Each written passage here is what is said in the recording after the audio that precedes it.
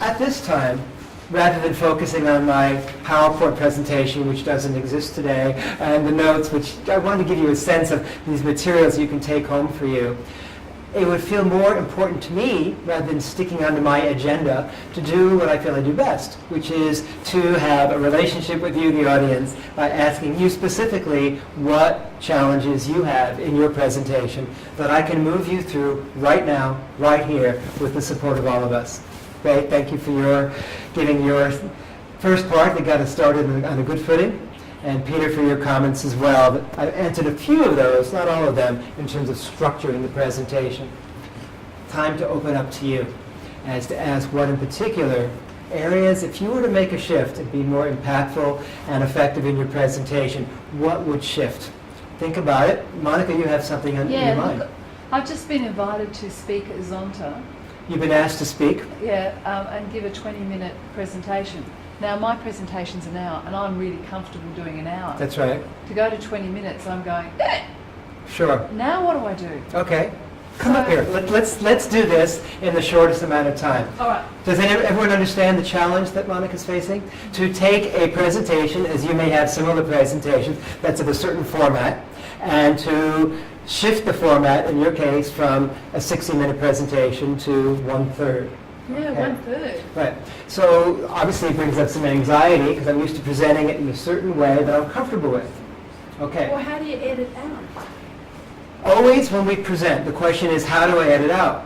Always when we present, there are certain key points, you know, mind mapping, you know how mind mapping works. We're always finding from the central focus of the central theme, the central title, a few branches that come off first, and then from that there are many more branches.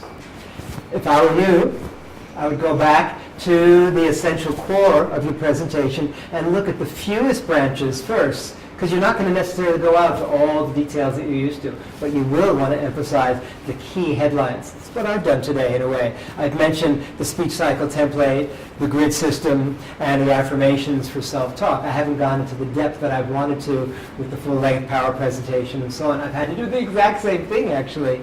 So it's interesting that you bring that up. So let's say you were to, right now, identify, okay, well there are, as you see from the speech cycle template, 3 key points that I would make. If I were to look at those, they would be, what would they be? The organisation will always express the views of and the values of the people that are driving it. Beautiful. So that's the first That's the first one. The way you go to market is dependent upon how you're going to get heard. So there's some stuff that we do automatic. There's automatic influences, and to know what they are. So that's the second one. Excellent, yep. And the third one would is to find the relevancy of anything you do. So in other words, it doesn't matter if you've got the best intentions, if you've got the best methods, if the people that you're wanting to speak to don't care, or that you're wanting to relate to, it has no relevance for them. Okay, so what we can do with this, look at the speech cycle template that you have in front of you that has the bottom circle.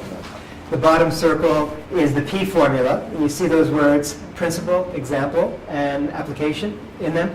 If you take any one of those 3 key points that you just mentioned as a principle and back it up with one example from some company you've worked with or someone you know that has a shift in that direction, then follow it up with the group that you're speaking with from having researched their challenges, their dialogue, their conversation, what they deal with as a group, and give that example in terms of an exercise that they can practice. Yeah.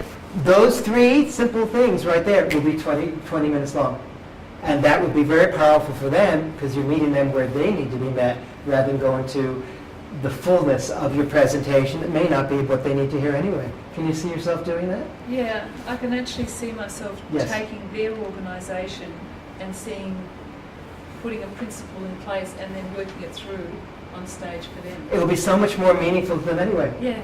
There we go, Monica. Yeah, I'll work with you more on that personally, right. but that's a really good start. Okay, Thank you. Let's give Monica a big hand. Time check.